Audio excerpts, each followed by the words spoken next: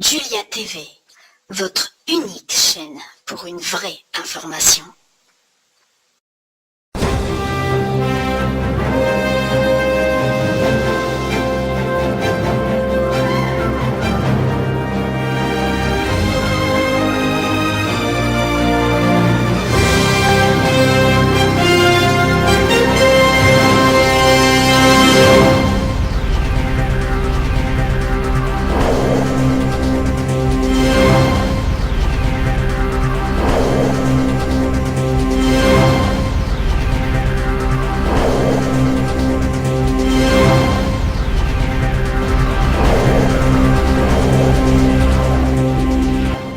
Ce programme est pour rappeler que les manifestations sont strictement interdites sur l'ensemble du territoire.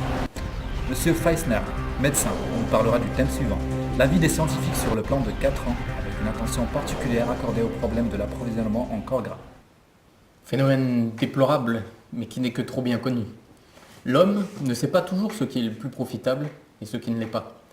Parmi nos camarades de peuple, il en est plus d'un qui, face aux grandes mesures prises par notre gouvernement dans l'intérêt du peuple dans son ensemble, va d'abord se demander si ces mesures exigent de sa part de petits ou de gros sacrifices. Attitude bien compréhensible. Or, justement, ces soi-disant sacrifices, à les considérer de plus près, s'avèrent n'être pas du tout des sacrifices, ce sont au contraire des bénéfices.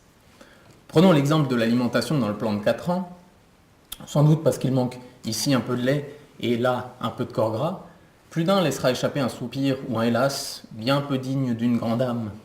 Eh bien, il sera très étonné d'apprendre ce que la science lui dit, à savoir que le manque de corps gras, par exemple, représente un véritable bénéfice pour son corps. Ce jour même, une commission scientifique de spécialistes a ouvert des travaux visant à mesurer en profondeur les rapports entre corps humain et corps gras. Voyons donc ce que cette commission de savants a constaté.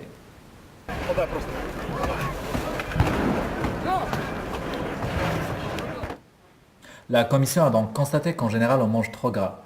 Donc si j'ai bien compris, vous les scientifiques, vous préconisez qu'on mange moins riche. Après un examen exhaustif et en profondeur, dit le communiqué, nous sommes arrivés à la conclusion qu'il est inutile que la population s'inquiète. Dans la mesure où l'alimentation actuelle de la population non seulement est suffisante, mais est encore plus saine que par le passé.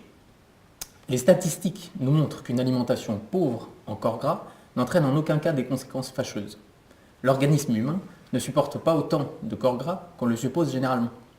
Qu'il suffise de citer l'exemple de la Chine et du Japon, où la plus grande partie du peuple vit très bien avec une alimentation on ne peut plus saine, à base de riz. Une alimentation trop grasse produit au contraire des maladies. Une alimentation pauvre en corps gras garantit une durée de vie plus longue et plus de tonus. Ce n'est pas pour rien que le travailleur est plus capable d'efforts physiques que le soi-disant intellectuel. Son alimentation, qu'on suppose moins bonne, est justement en réalité la meilleure. Donc, telle est notre conviction sincère, même si notre peuple n'était pas contraint en raison de la situation économique et de notre manque de colonies, de s'abstenir de corps gras et d'investir ses ressources ailleurs. Vivre sans corps gras serait ce qu'il y a de mieux pour lui.